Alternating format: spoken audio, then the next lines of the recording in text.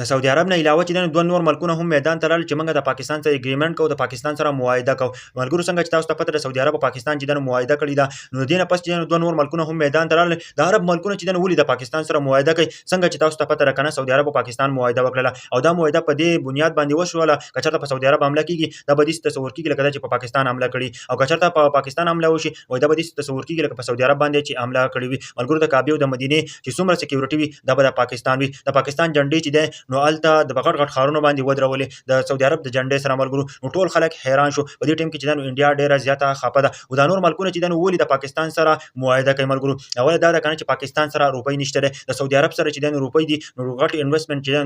د سعودي عرب په پاکستان کې کوي او په چاینا ټیکنالوژي ده او د پاکستان بخپل ذهن استعمالي تاسو ته پته ده پاکستان فوج ډیر بهادر دی د انډیا او د پاکستان چې کله جنگ نو پاکستان والے چې د انډیا له دوسي شکست ورکړ او ټوله دنیا حیرانه کړ او ټوله دنیا چې د پاکستان اپریشیټ کاوه چې پاکستان یو بهتر ملک دی اوس عرب ملکونه چې دا ولي پاکستان ته راځي او د پاکستان سره معاهده کوي څنګه چې تاسو ته پته ده پاکستان یو ویټمی ملک دی پاکستان په ټولو مسلمانانو ملکونو کې چې تقریبا 57 ملکونه دي او بل 57 ملکونو کې چې پاکستان یو ویټمی ملک دی نو ټول ملکونه غواړي کنه چې پاکستان زمونږ حفاظت وکړي او پاکستان چې د موږ اګریمنت وکړو چې پاکستان زمونږ حفاظت وکړي پاکستان یو ویټمی ملک دی نو چې د موږ ټول مسلمان ملکونه خوشو کچته سعودي عرب او د نور ملکونه راشي یو ای او قطر چې دا به هم د پاکستان سره شاملېږي دا به هم په دې اګریمنت کې شاملېږي نو کته سوچ وکړئ مخکې چې نو پاکستان چې د لون اغستو د توریانو نه اوس به لون د توریانو نه اخلي اوس به خپل زمونږ یو اسلامي ملک چې یو مالدار ملک سره زمونږ اګریمنت وشو هغه داسې اګریمنت وشو چې تاسو سوچ هم نشئ کولای ټول پاکستانیان چې هم په سعودي عرب کې خوشاله دي او زمونږ ټول پاکستانیان خوشاله دي اوس چې د موږ ته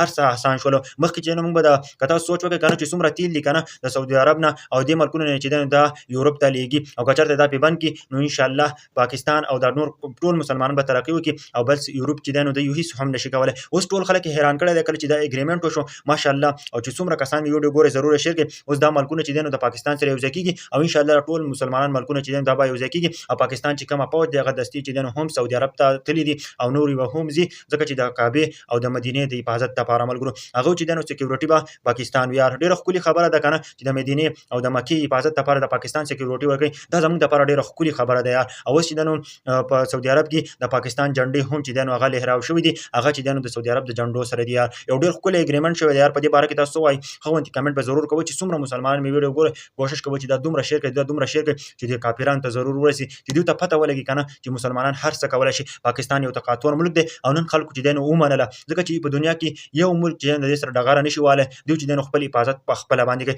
کته سو صورت مخکې وګورئ کنه وزیر دفاع دا خبره کړې و کچرته موږ ملک باندې چاته حمله کوي نو موږ بچی دنه موږ به بھرپور جواب ورکړو او پاکستان چې دنه هغه د صلاحیت لري شي چې په خپل ملک حفاظت په خپل کولای شي او تاسو وګورئ نن داسې وشو لګنه چې دا اګریمنت وشو او د اګریمنت نه پس چې نور ملکونه هم را روان دي او چې زموږ سره اګریمنت وکړي زموږ سره معاهده وکړي موږ د پاکستان سره معاهده کوو زموږ لپاره ډیره خولي خبره ده کچره کعبه او د مدینه حفاظت لپاره چې د پاکستان سکیورټي به وي نو دا زموږ لپاره ډیره خولي غټه خبره ده چې څومره کسان ویډیو ګوري ضرور شیر کړئ او ټول ته ورسي